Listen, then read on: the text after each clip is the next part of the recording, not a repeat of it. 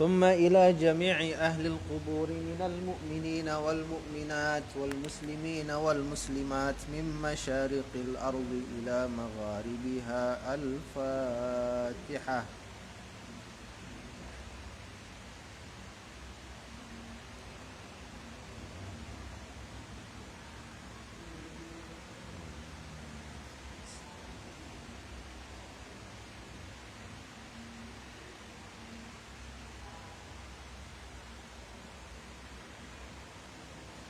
ثم خصوصا مؤلف هذا الكتاب. الفاتحة.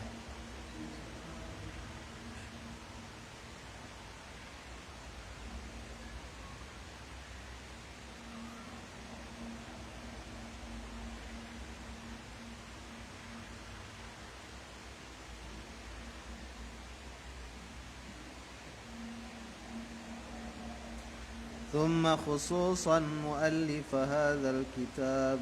الفاتحة.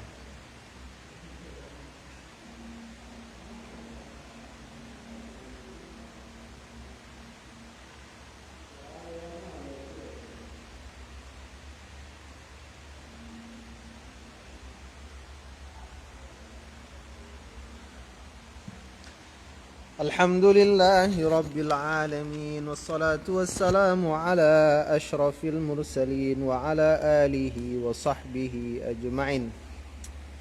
Baik ikhwafillah, pada malam hari ini insyaallah kita akan melanjutkan bahasan tafsir kita di ayat 151 ya. 151. A'udzu billahi minasy syaithanir rajim. Bismillahirrahmanirrahim. Kama arsalna fikum rasulan minkum yatlu 'alaikum ayatina wa yuzakkikum wa yu'allimukumul kitaba wal hikmah ويعلمكم الكتاب والحكمة ويعلمكم ما لم تكونوا تعلمون فاذكروني أذكركم واشكروا لي ولا تكفرون. Kata Allah, sebagaimana kami telah mengutus fikum, di tengah-tengah kalian, rasulan, satu orang rasul, minkum, di antara kalian, yatlu alaikum ayatina, yang rasul itu membacakan di atas kalian ayat-ayat kami, wa yuzakkikum, dan mensucikan kalian, wa yu'allimukumul kitaba wal hikmah, dan dia mengajarkan kalian alkitab dan al-hikmah, wa yu'allimukum, dan dia mengajarkan kalian ma lam takunu ta'lamun, perkara yang adalah kalian tidak mengetahuinya. Fadhkuruni, maka ingatlah aku, azkurkum, aku akan mengingat kalian. Washkuruli, bersyukurlah untukku, kepadaku, wala takfurun, dan jangan kalian kufur. Nah, jadi ayat ini berbicara tentang nikmat yang Allah berikan kepada umat Nabi Muhammad sallallahu alaihi wasallam. Apa kata Syekh rahimahullahu taala di dalam tafsir beliau? Yaqulu ta'ala, Allah Subhanahu wa taala berfirman, Inna in amana alaikum, inna, sesungguhnya, in amana, pemberian nikmat kami, alaikum, atas kalian, bistiqbalil Ka'bah, dengan menghadap Ka'bah, Baitullah, wa itmamiha bisyara'i, dan penyempurnaan nikmat dengan syariat-syariat, wa ni'amil mutammimah, dan dengan nikmat-nikmat yang menyempurnakan, laisa dzalika bibid'in min ihsanina, tidaklah hal tersebut perkara baru dari perbuatan baik kami. Nah, jadi kata beliau, masalah pemindahan kiblat dan penyempurnaan nikmat Allah kepada manusia dengan syariat dan nikmat-nikmat lain itu bukan perbuatan baik Allah yang pertama.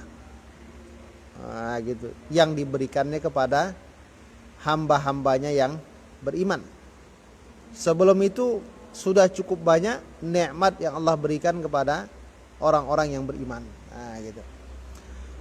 Wala bi awwalihi, bukan juga awal dari perbuatan baik Allah tersebut, bukan, ya.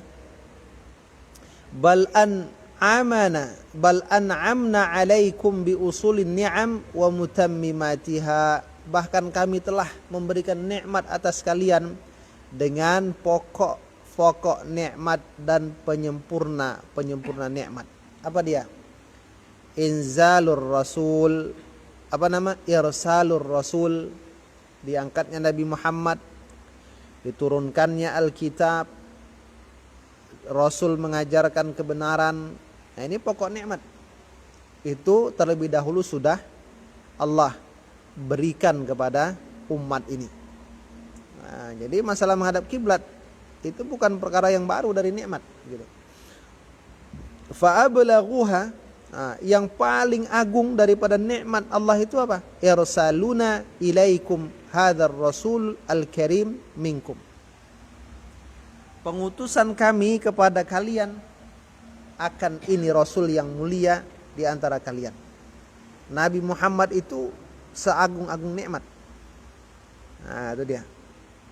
Jadi masalah kiblat itu masalah bukan yang pertama, bahkan yang paling agung itu diutusnya Nabi Muhammad. Ta'rifuna nasabahu wa sidqahu, kalian mengenal nasabnya dan kejujurannya.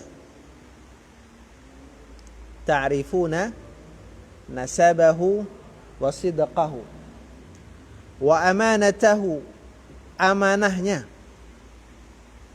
dikenal, wa kamalahu, kesempurnaan sifatnya, wa nushahu, ketulusannya. Jadi nikmat besar sebelum pemindahan kiblat diantaranya adalah diutusnya Nabi Muhammad sallallahu alaihi wasallam kepada umat ini, di mana beliau adalah nabi yang agung yang sudah dikenal kemuliaannya. Yatlu alaikum ayatina, ia membacakan atas kalian ayat-ayat kami. Wa hadza, firman Allah ini, ya'ummul ayatil qur'aniyyata wa ghairaha, mencangkupi ayat-ayat Qur'aniyah dan selain dari ayat Quran. Ketika dikatakan dia membacakan ayat-ayat kami atas kalian, ini mencakup Quran dan selainnya. Nah, gitu. Fahuwa yatlu alaikum al-ayatil mubayyinata lil haqqi minal batil, maka ia membacakan atas kalian ayat-ayat yang menjelaskan kebenaran dari kebatilan. Wal huda minadh dhalal, petunjuk dari kesesatan. Allati dallat kum awalan ala tauhidillahi wa kamalihi. Jadi apapun yang disampaikan Rasul itu seolah-olah beliau telah membacakan ayat-ayat Allah. Nah, gitu. Jadi tidak hanya Quran, ya. Hadis, ucapan Nabi itu termasuk wahyu. Ucapan Rasul itu wahyu, ya. Yang menunjukkan pertama sekali atas tauhid kepada Allah dan kesempurnaan tauhid. Thumma ala sidqi rasulihi, kemudian atas benarnya Rasulullah Muhammad. Mukjizat, ayat juga. Mukjizat Rasul itu ayat, ya. Wa wujubil imani bihi, dan kewajiban beriman dengannya. Thumma ala jami'i ma akhbara bihi minal ma'adi wal ghuyub, beriman dengan semua yang beliau khabarkan tentang permasalahan hari, tempat kembali, dan perkara-perkara yang gaib. Minal ma'ad, tempat kembali akhirat. Perkara-perkara gaib termasuk akhirat juga. Hatta hasala lakumul hidayatut tammah, sehingga tercapailah bagi kalian hidayah yang sempurna, wal ilmul yaqini, dan ilmu yang bersifat yakin, pasti. Jadi dengan adanya pengajaran Rasul, kita mendapatkan hidayah yang sempurna dan pengetahuan yang sifatnya pasti. Pasti Allah itu Maha Esa, pasti akhirat itu ada, pasti janji pahala dan siksa itu ada. Gitu. Ini semua berdasarkan penjelasan dari baginda Rasulullah sallallahu alaihi wasallam. Kemudian wa yuzakkikum. Jadi Rasul itu fungsinya apa? Misinya yatslu alaikum ayatina, tadi membacakan ayat Allah, mengajarkan. Makanya kita salah satu perkara yang wajib kita contoh dari Nabi adalah senantiasa menyampaikan kebenaran kepada siapapun. Wa yuzakkikum, dan mensucikan kalian. Maksudnya bagaimana? Yutahhiru akhlaqakum wa nufusakum. Mensucikan akhlak-akhlak kalian dan jiwa-jiwa kalian. Mensucikan akhlak-akhlak kalian dan jiwa-jiwa kalian. Bagaimana caranya? Bitarbiyatiha 'alal akhlaqil jamilah. Dengan pendidikan jiwa, ya, tarbiyah jiwa di atas akhlak-akhlak yang baik. Jadi Rasul itu mentarbiyah umat untuk memindahkan posisi kepada akhlak yang baik. Wa tanzihiha 'anil akhlaqir radhilah, membersihkan jiwa dari akhlak yang rendah. Wadzalika, yang demikian itu, katazkiyatihim minasyirki ila tauhid, seperti pensucian mereka dari syirik kepada tauhid. Wa minar riya'i ilal ikhlas, dari riya kepada ikhlas. Apa lagi? Wa minal kadhibi ila sidq, dari dusta kepada jujur. Wa minal khiyanati ilal amanah, dari khianat kepada amanah. Wa minal kibri ila tawadhu', dari sombong kepada tawadhu'.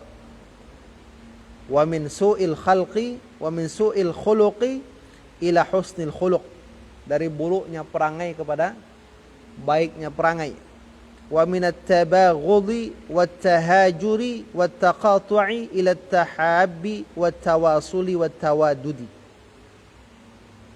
dari marah-marahan, saling menjauh, saling memutuskan hubungan, kepada saling mencintai, saling menyambung, saling berkasih sayang.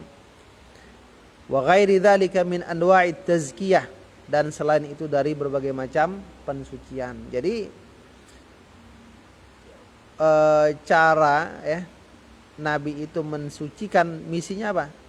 Misinya itu merubah manusia. Makanya kita sebenarnya konsep pendidikan kita itu yang pertama adalah tazkiyah, pensucian jiwa. Dari apa? Dari salahnya akidah tauhid kepada yang benar, dari salahnya niat kepada yang lurus, dari apa lagi? Karakter yang buruk kepada yang baik. Seharusnya tujuan pendidikan seperti itu. Ini contoh dari baginda Rasulullah sallallahu alaihi wasallam. Bagaimana caranya? Yaitu pertama, dibacakan terlebih dahulu ayat-ayat Allah, diperkenalkan ajaran-ajaran Islam yang mengandung berbagai macam unsur yang menyelamatkan manusia. Nah, seperti itu. Kita padakan dulu di sini, ya. Kita lanjutkan di pembahasan tentang kitab Sunan Abi Daud. Kalau tak salah itu terakhir hadis yang ke-8, ya, sekarang. Cocok kan? Cocok kan? Ke-8 kan? Cocok kan? Hadis ke-8.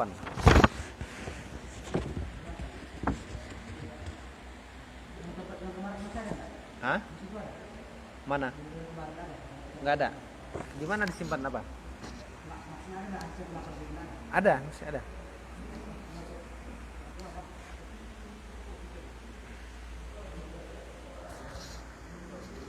Ada 8 kan?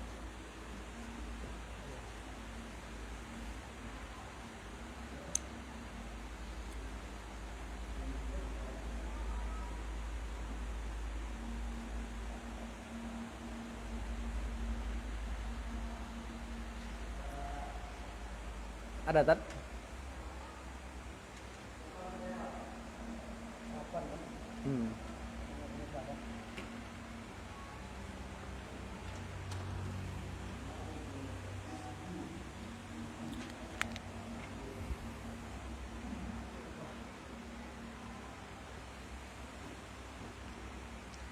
Jadi kemarin hadis ke-7 ya. Kita review sedikit. Itu ada sabda Nabi yang mengatakan wa alla yastanjiya ahaduna bi aqalla min 3 ahjar. Jadi bahwasanya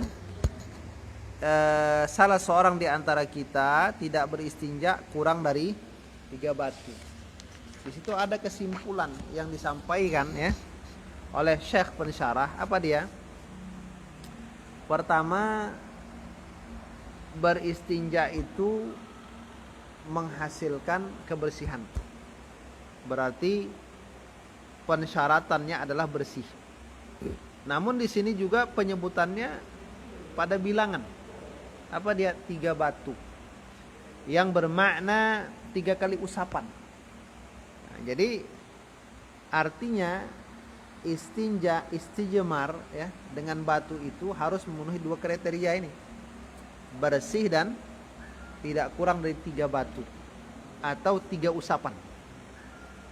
Bila seandainya dia tercapai kebersihan dengan kurang dari 3 usapan atau 3 batu, maka disempurnakan menjadi 3 usapan atau 3 batu. Nah, gitu. Kenapa? Ushturital adadu lafzan wa ulimal inqa'u fihi ma'nan. Nah, itu dia. Disyaratkan bilangan secara lafaz dan diketahui bersih pada bilangan itu secara makna. Nah, jadi 3 itu menunjukkan minimal bersihnya 3 dengan 3. Ini menunjukkan apa? Dalla ala ijabil amrain. Wajibnya 2 perkara yang disebutkan tadi. Berikutnya sabda Nabi sallallahu alaihi wasallam au nastanjiya bi raji'in au 'azmin. Nabi itu melarang kita istinja dengan raji'. Raji' dan 'azm. Apa raji' itu? Raji' itu ar-rawthu wal 'adhirah. Kotoran. Ya, kotoran tahi binatang, kotoran binatang. Kemudian kata Imam An-Nawawi ya, qala An-Nawawi fi syarh sahih Muslim fihi an-nahyu 'anil istinja'i bin najasat. Nah, itu dia hikmahnya. Pada larangan Nabi istinja dengan kotoran atau dengan tulang, itu menunjukkan ya padanya ada larangan anil istinja, dari beristinja dengan najis. Jadi tak boleh istijmar dengan najis. Nah, ada kotoran apa yang kering dulu lah. Kotoran binatang kalau kering keras dia. Apa tak? Kambing lah ya kan? Makan keras. Jadi menurut mazhab Syafi'i nggak bisa. Walaupun keras dia, atau kotoran gajah misalnya keras kan, nggak bisa. Nah, itu dia. Kemudian dapat enggak? Dapat betul. Sebelum yang ke-8 itu. Nah, satu alinea. Kemudian wa nabbaha sallallahu alaihi wasallam birraji'. Nabi memperingatkan tentang raji' itu. Tulang raji' itu kotoran ya. Ala jinhin najisi, atas termasuk jenis najis ya. Jadi di situ Nabi memperingatkan raji' itu kotoran binatang itu termasuk jenis najis. Kotoran binatang termasuk jenis najis ya. Kenapa jenis najis? Karena dilarang. Nah, gitu. Wa ammal 'azmu, adapun tulang, kenapa dilarang? Istinja dengan tulang. Kenapa tak? Ya, li'annahu falikaunihi ta'aman lil jinni, karena keadaan tulang itu adalah makanan bagi jin. Nah, tersinggung dia, makanannya dibikin pula untuk istinja, untuk istijmar. Nah, kan itu. Makanan jin makan tak boleh. Nabbaha bihi ala jami'il mat'umat. Nabi memperingatkan dengan tulang atas seluruh perkara yang dimakan, benda yang dimakan. Jadi kalau tulang saja yang merupakan makanan jin tak boleh untuk istijmar, cebok, istinja, apalagi makanan lain. Nah, roti ya kan macam ni, apalagi sate ya kan, boleh. Makanan jin saja tak boleh, apalagi makanan manusia. Gitu. Kita lanjutkan hadis ke-8.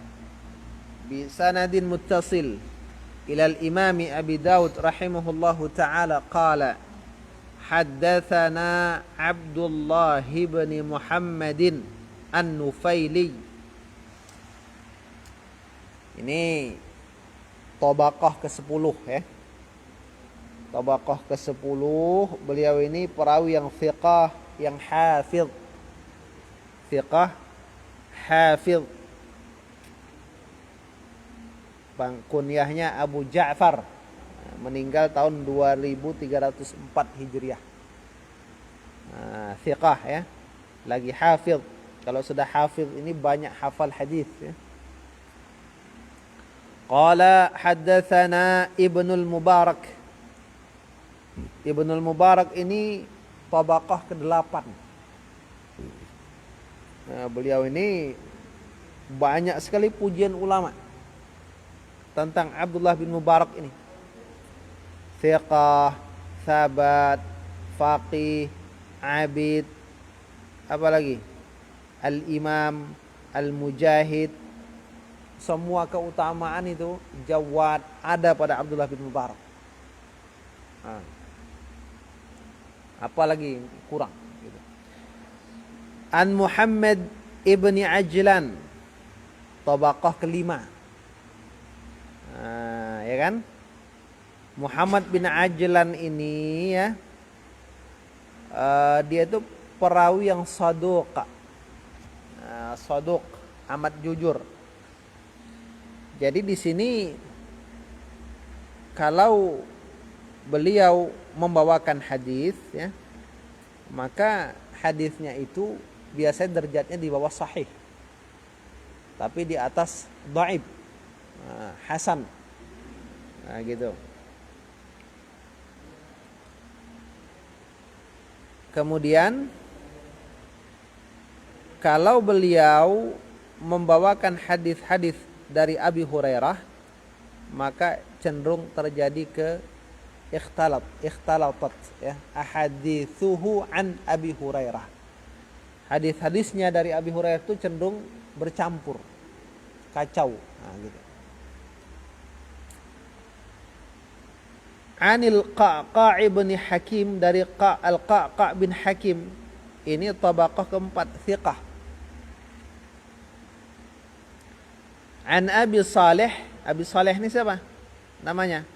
Ini kunyah ini Abi Saleh nih, bapaknya si Soleh. Siapa namanya? Zakwan. Zakwan. Zakwan ini tabaqah ketiga, dia tuh thiqah lagi thabat. Itu dia. An Abi Hurairah. Itu dia, dari Abi Hurairah. Cuma nanti bagaimana kedudukan hadis ini ya? Hadis ini walaupun di situ ada Muhammad bin Ajlan ya yang jadi perbincangan, tapi intinya sahih ya. Imam Muslim mengeluarkan hadis ini dalam apa namanya? Kitab Thaharah beliau. Imam Nasa'i juga, Ibnu Majah juga. Gitu.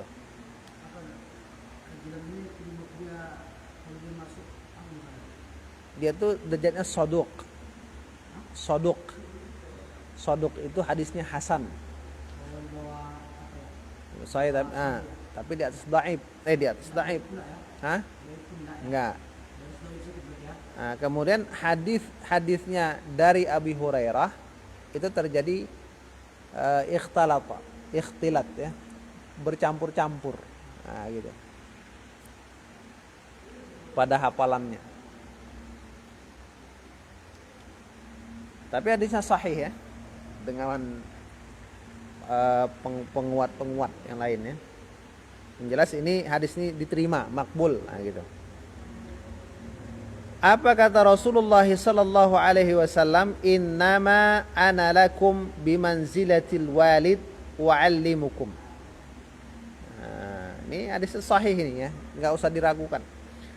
Hanyalah saya bagi kalian bimanzilatil walid, itu pada posisi orang tua. U'allimukum, saya mengajarkan kalian.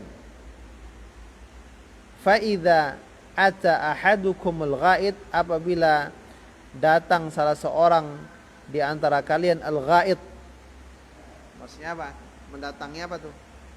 Tempat buang air. Fala yastaqbilil qiblata, jangan dia menghadap ke kiblat. Wala yastadbirha, jangan membelakangi kiblat. Wala yastatib biyaminihi, jangan beristinja dengan tangan kanannya. Itu dia, jangan beristinja dengan tangan kanannya.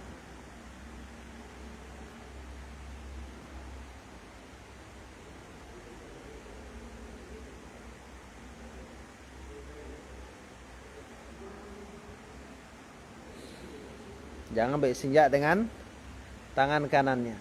Wa kana ya'muru bi thalathati ahjar, dan adalah beliau menyuruh istinja dengan 3 batu. Wa yanha 'anil rawthi war rimmah, dan melarang istinja dari kotoran dan tulang hancur. Ada kan? Ada tak? Ada. Di bawahnya hadis ke-8.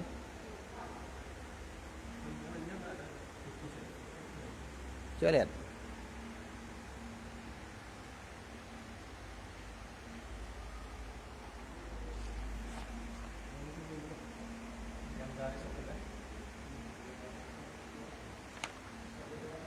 Ini.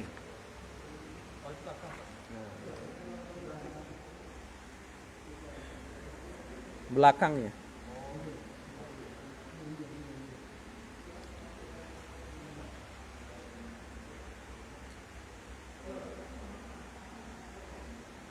Jadi di situ dilarang menghadap kiblat dan membelakanginya, dan dilarang istinja dengan tangan kanan. Gitu.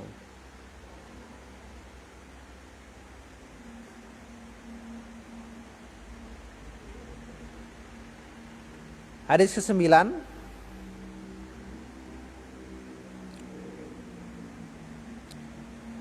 Mana dia? Hadis 9 tadi.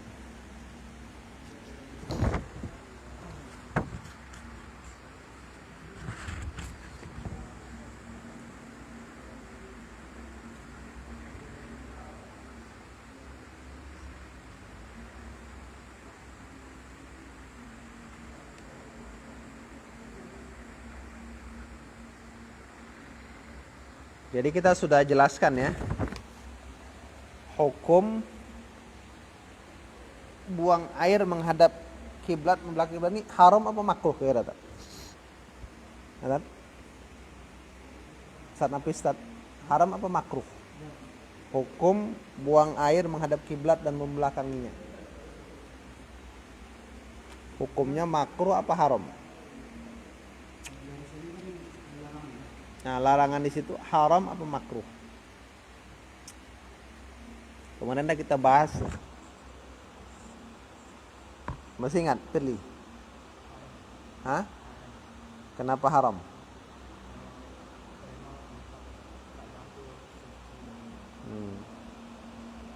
Kalau pilih apa? Berdasarkan ini, bukan berdasarkan pikiran, berdasarkan kitab. Kemarin kita bahas tuh. Hah? Apa? Hah? Udah. Apa dia kesimpulannya?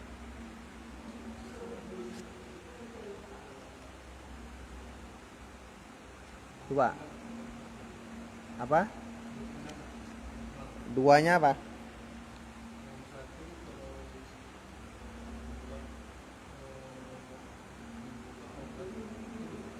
Ya tuh, nggak apa, sebut aja.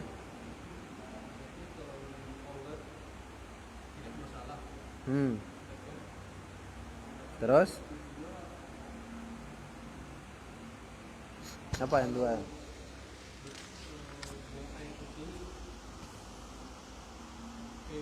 Contohnya buang air lah kan ya. Nah.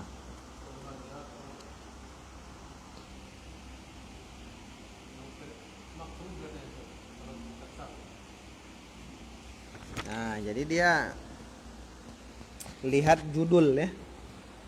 Apa judulnya di situ? Babu karahiyat istiqbalil qiblati inda qada'il hajah.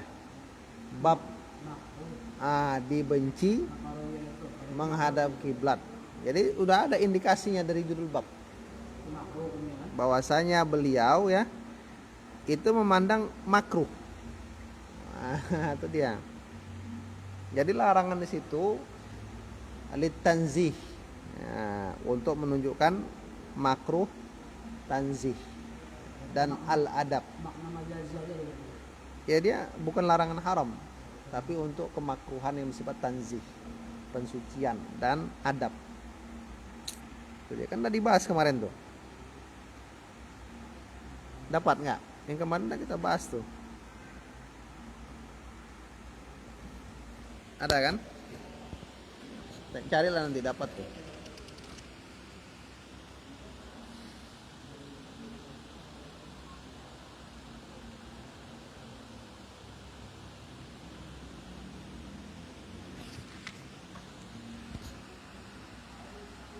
Nah, ini dia. Qala al-Khattabi wa nahyuhu 'anil istinja'i bil yamin. Fi qauli aktsaril ulama nahyu adabin wa tanzihin. Jadi untuk yang menggunakan tangan kanan juga itu adab dan sifatnya tanzih, makruh tanzih.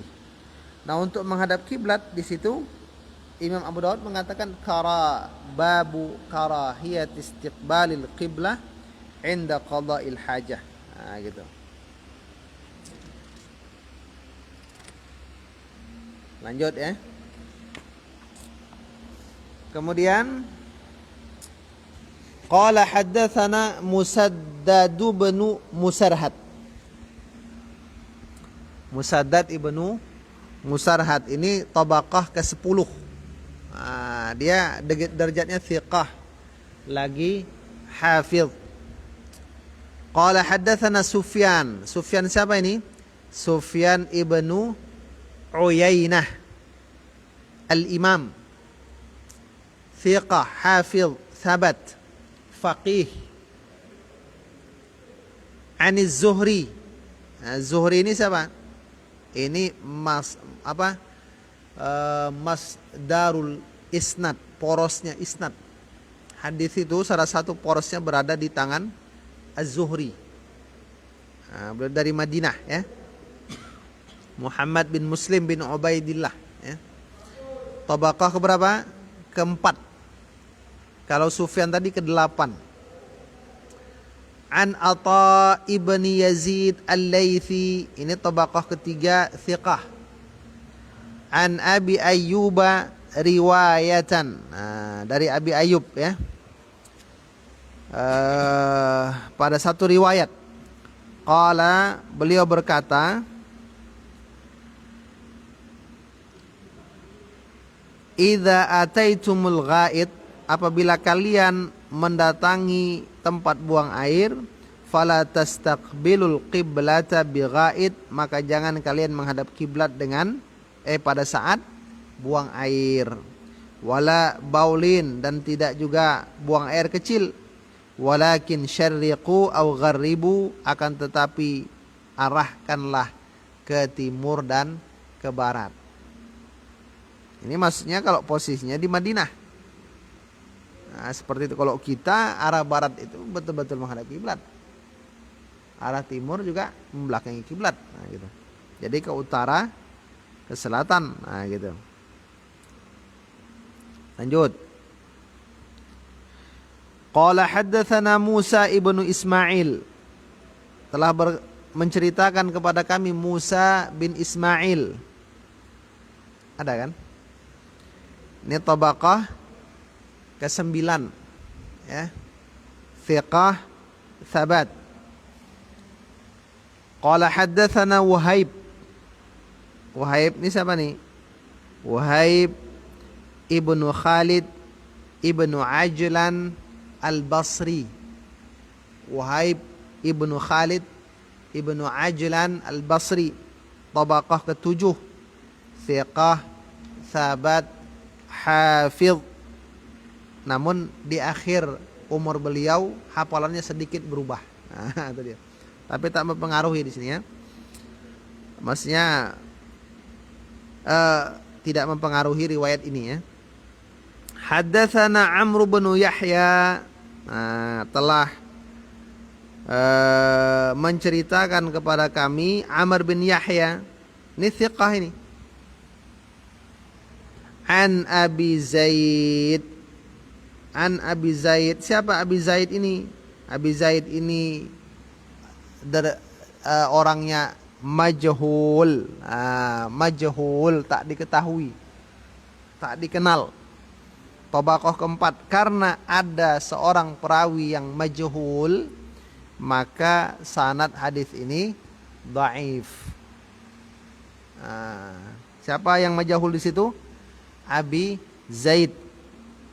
An Ma'qil ibni Abi Ma'qil Al-Asadi, dari Ma'qil ibni Abi Ma'qil Al-Asadi. Jadi dari sisi sanad ini dhaif, tapi dari sisi matan dilihat dulu ya, belum tentu. Gitu. Belum tentu sanadnya dhaif, matannya dhaif.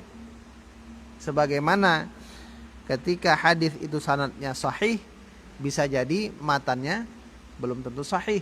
Gitu. An Ma'qali, sahabi apa kata beliau? Naha Rasulullah sallallahu alaihi wasallam an nastaqbilal qiblatain. Rasul sallallahu alaihi wasallam melarang kami menghadap dua kiblat. Bi baulin au ghaid, pada kencing dan pada berak. Buang air besar. Nah, ya kan? Nah, di situ ada tadi siapa? Mana dia? Ada siapa tadi? Abi Zaid ya, majhul. Gitu. Namun hadis ini secara umum sahih ya. Ya, isinya sahih ya. Walaupun sanad ini dhaif, tapi isinya sahih. Karena banyak perkara-perkara yang menyebabkan dia itu menjadi sahih secara tetap, sabit. Nah, gitu. Tengok aja hadis sebelum-sebelumnya.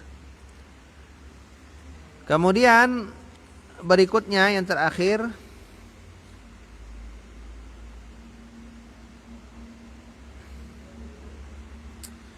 Qala haddatsana Muhammad bin Yahya ibni Faris, tabaqah ke-11, thiqah, hafiz, hujjah. Ini kira-kira gimana orang ini? Thiqah, hafiz, hujjah. Betul-betul ya diterima. Qala haddatsana Safwan ibnu Isa, telah menceritakan kepada kami Safwan ibnu Isa, tabaqah ke-9, dia itu thiqah.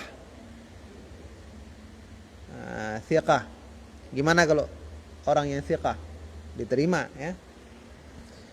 Kemudian Anil Hasan ibn Dzakwan.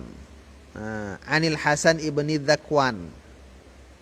Hasan bin Dzakwan ini saduq. Menurut Ibnu Hajar, yudallis, yukhti. Dia itu mudallis dan kadang-kadang salah dalam hafalan. Nah, yudallis itu bagaimana? Mudallis itu orang yang dia suka menyampaikan hadis dengan kata an, menggunakan kalimat huruf an. Dari si fulan. Kata-kata dari itu punya dua kemungkinan. Kemungkinan dia mendengar secara langsung, kemungkinan dia tidak mendengar secara langsung. Seorang yang terkenal dengan istilah mudallis tidak diterima riwayatnya kalau dia menyampaikan hadis secara an. Dari si fulan, enggak terima. Diterima kalau dia menyampaikan hadis dengan cara memastikan dia mendengar secara langsung. Misalnya akhbarana, haddatsana atau sami'tu. Nah, itu diterima. Tapi kalau an harus dicari dulu riwayat lain dari rawi lain, jalan lain, ada enggak dia pernah mengucapkan kalimat selain an yang menunjukkan dia mendengar. Nah, itu dia. Kalau di sini pakai kalimat apa dia, Tat? Huruf apa, Tat, yang digunakan? Hasan bin Dzakwan itu mengambil riwayat dari Marwan itu dengan memakai huruf apa dia? An. Diterima enggak kalau pakai an? Nah, dia ini mudallis. Nah, kalau pakai an, hadisnya tidak diterima sampai ada jalan lain menunjukkan dia betul-betul mendengar. Nah, itu di Islam. Enggak, ditengok dulu. Kalau ditemui ada riwayat dia yang menunjukkan dia mendengar secara langsung, diterima. Nah, gitu. Di sini Anil Hasan ibni Dzakwan an Marwan al-Asfar. Pakai an ya kan? Marwan itu tabaqah keempat, dia thiqah. Keempat. Nah, menurut Al-Hafidh Ibnu Hajar, beliau ini saduq. Apa siapa tadi? Al-Hasan itu saduq, yudallis, yukhti. Tapi menurut ulama lain, Abu Hatim mengatakan dia itu dhaif. Nah, jadi sehingga ada yang menyimpulkan sanad hadis ini adalah hadis yang dhaif. Apa? Saduq itu amat jujur.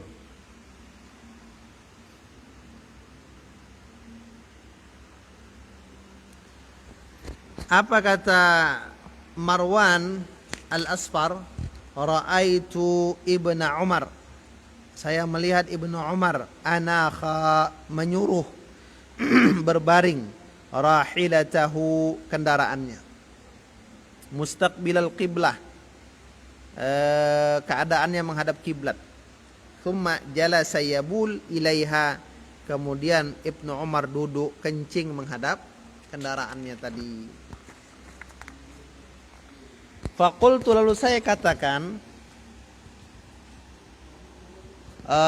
ya Aba Abdurrahman, wahai bapaknya Abdurrahman, alaysa qad nuhiya an hadha, bukankah sudah dilarang daripada tindakan seperti itu? Kencing yang di depannya ada kendaraan.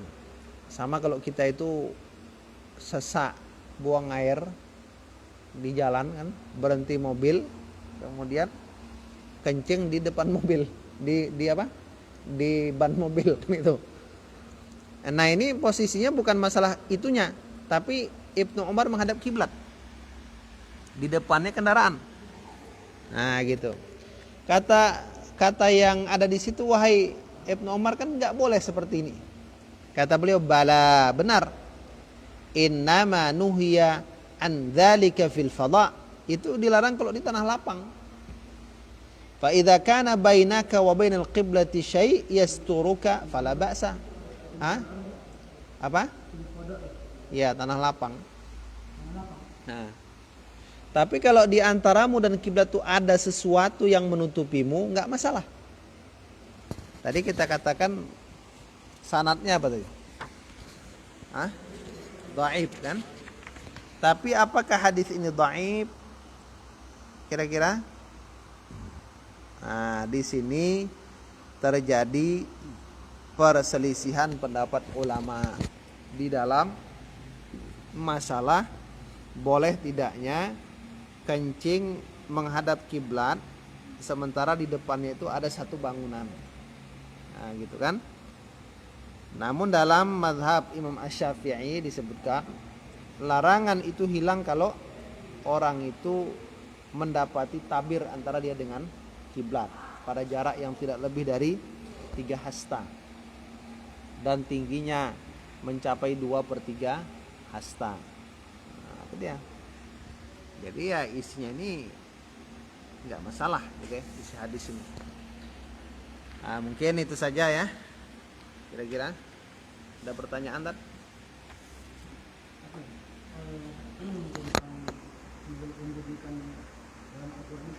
Ah. Kan Al-Quran itu ada taklim, ada tarbiyah, ada taklid kan. Itu tazkiyah ini baru saya ketahui. Kalau yang taklim itu kan kita tahu pendidikan itu berbentuk secara proses ya. Iya. Ini apa? Secara apa namanya? Kita potong lah. Taklim itu kan. Taklim. Kalau yang tarbiyah kan dia berproses, cara pendidikannya berproses gitu. Kalau taklid ini kan lebih ke adat itu. Iya. Kalau tazkiyah ini Tazkiyah itu iya, pensucian. pokok dari yang tiga ini sebenarnya tazkiyah. Tazkiyah itu dari dalam. Nah, yang di dalam ini, pensucian. Itulah fungsinya Rasul. Setelah saya tahu apa yang tazkiyah ini setelah itu. Kemarin saya tengok di pemaparan dari Dr. Amin Farabi yang lebih utamakan taklid. Dia tak pernah membahas tazkiyah gitu. Ternyata ada tazkiyah berarti kan? Iya. Sebenarnya Rasul itu kan di samping dia ya gini lah. Hati ini dia bagian dalam. Kalau sudah ditazkiyah hati, maka mudah dia ditaklim, ya kan? Mudah dia diajarkan. Kalau sudah ditazkiyah, kita tuh mudah mengajarkan. Nah, di tazkiyah tuh awal dulu. Awal. Sebelum ada proses taklim, tarbiyah, tazkiyah dulu. Nah, di tazkiyah dulu. Cuman bagi saya itu kan beliau ini lebih mengatakan takbir ya. Tarbiyah sama taklim itu terakhir tuh. Takbir dulu, adab anak-anak dulu yang berbeda. Ya fungsinya takdib untuk tazkiyah juga. Ya, Ya bersinergi lah takdib